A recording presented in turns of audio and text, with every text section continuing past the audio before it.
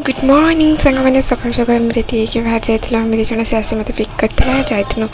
गोटे कम कि से कम कौन मुझे जान नी तो सी जो कहला मुझे नर्भस थी तो से सब जिनस को लेकिन मत बुझाऊला बुझे सी मोर तार सबू क्षेत्र में मोर सबू क्षेत्र में से मत सपोर्ट दिए तो सी तार बुझे चली बुझे चलचे आ भर आपण मैंने किए अच्छा मो चैनल को सब्सक्राइब कर वीडियो को लाइक करूँ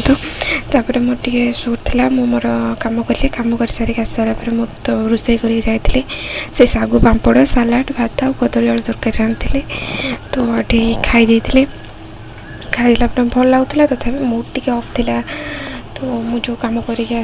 भल हम कि न हम से विषय में आगुरी भी सेमती किसी करनी तो से